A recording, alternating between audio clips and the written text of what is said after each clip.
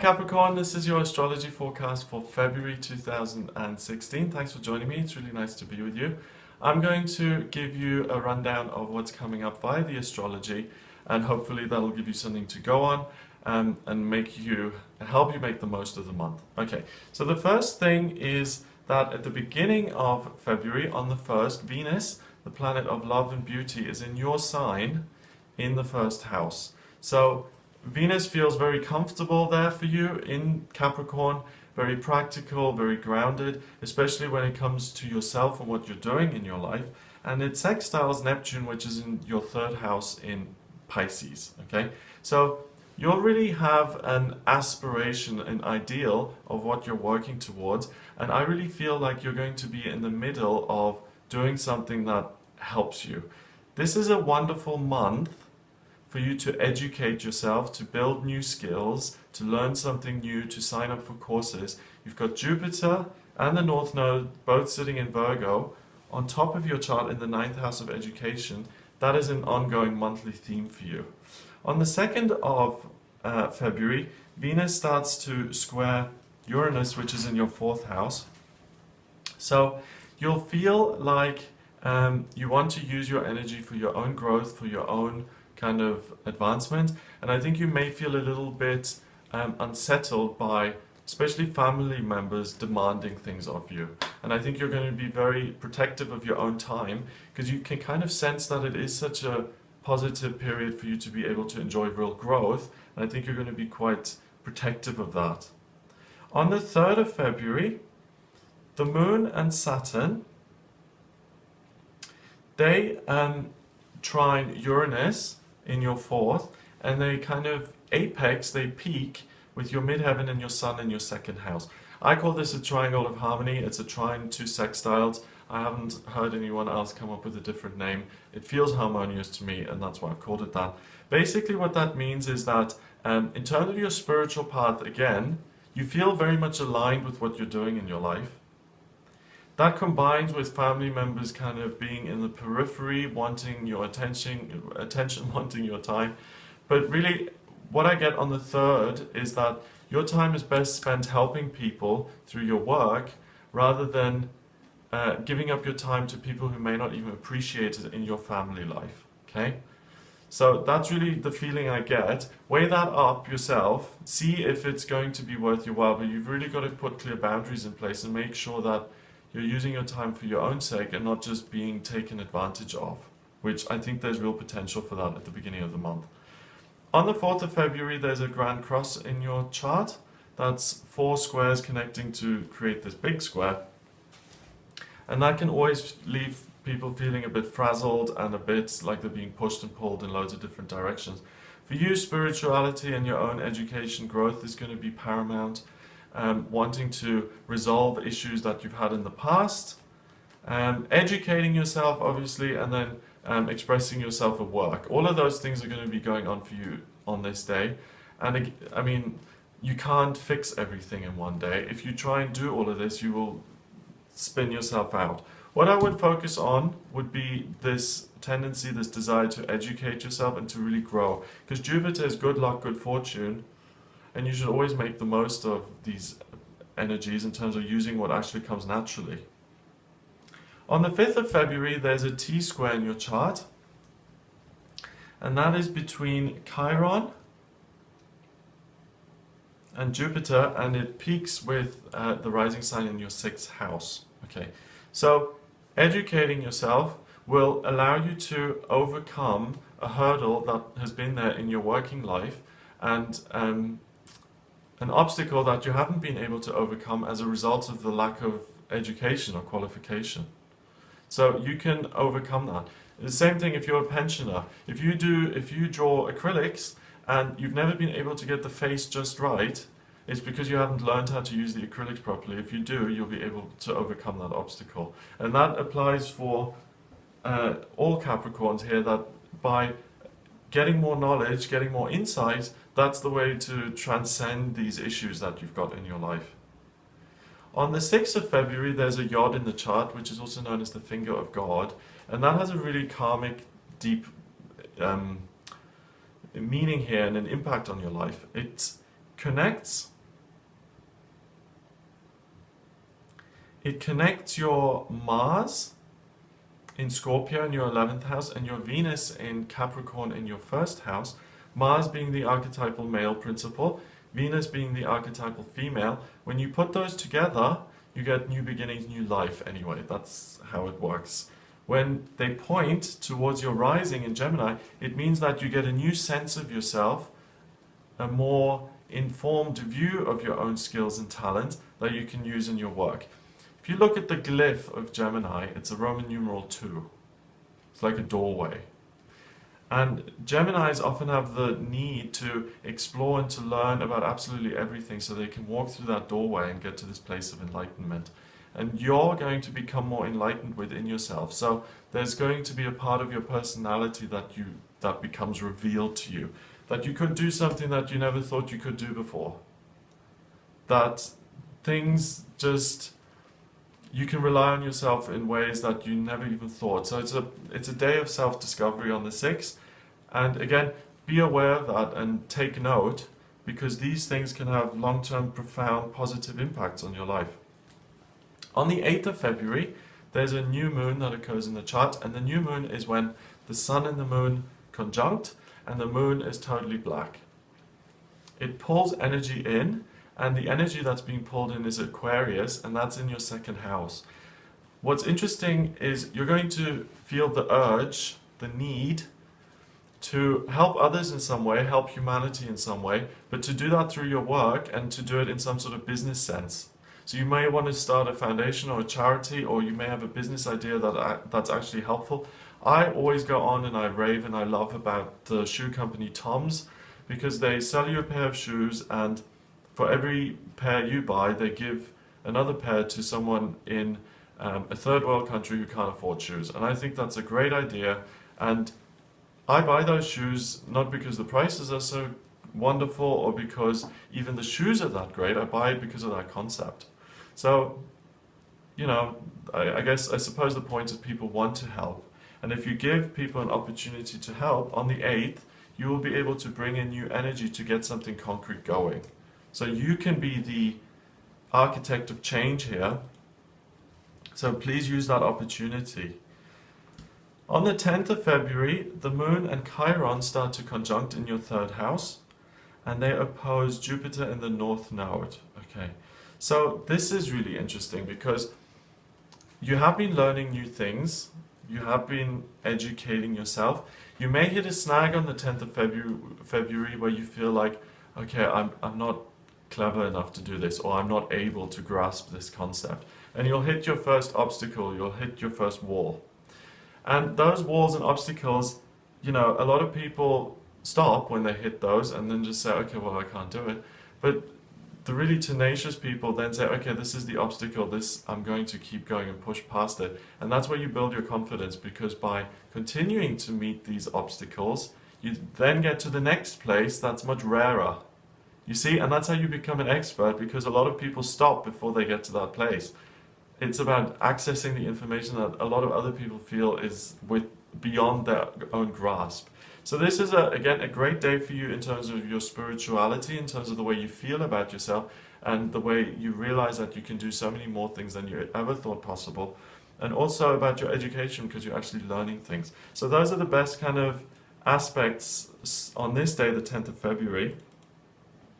On the 12th, Chiron stops quincunxing the Ascendant. So this feeling of obstacles or not being able to progress or move forward, that drops away. That's done now. And the way it looks to me is that you actually have overcome it. So that's no longer an issue. On the 13th, the moon starts to square Mercury and Venus, which are in your 1st house in your sign of Capricorn. Okay, so the moon is what you feel comfortable with. Let me just itch my nose here, it's a bit itchy. Okay, the moon is what you're comfortable with, and in Taurus it's very sensual, it's very physical. And the moon is in the 5th house of romance and relationship, and this is a really nice precursor to Valentine's Day tomorrow on the 14th, because you now feel very much connected with the romantic, loving side of things. Venus is the planet of love and beauty, that connects. Mercury is the planet of communication, communicating in a loving, physical way, and Pluto is about change in a physical way.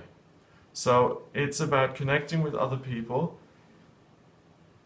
The moon stays there the 14th, stays there the 15th, so the 13th, 14th, and 15th, even though it is Valentine's Day, are very, very good for you in terms of love and romance. Plan something, do something with your loved one, with your other half. You're really, really going to enjoy it. You're really going to benefit it around those 3 days. I don't think you need to go anywhere. I mean, you can if you want, but in your existing location or kind of maybe planning a weekend or a trip or something, those are really excellent days in that sector, romance, relationship anyway, so regardless of where you are. Okay, so on the 13th of February,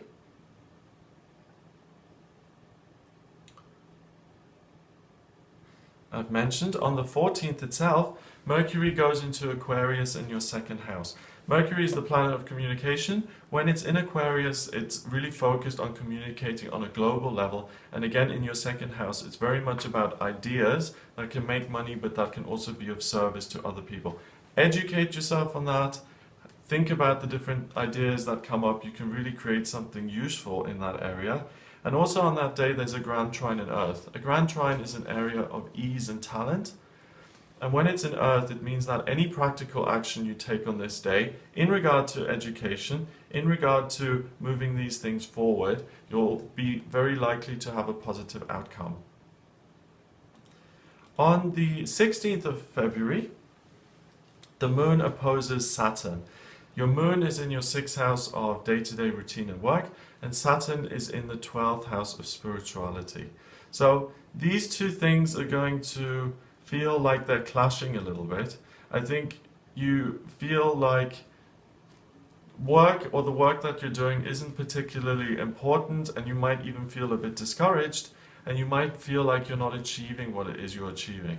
Now, that kind of thinking and this is a prompt for you to actually take action in terms of putting in these things that you do care about into place. Okay, so it's not that you haven't achieved what you're supposed to, but it's another prompt to get you moving. And everything so far is saying that expand, grow, learn, put something useful into place. That's what this month has really been about for you so far this month. And on the 17th, Venus goes into Aquarius in your 2nd house. Now, Venus is a wonderful planet that is love and beauty, but it also rules new businesses. And when that goes into your 2nd house, on the 17th here in Aquarius, this is the best time of the month for you to start a new business.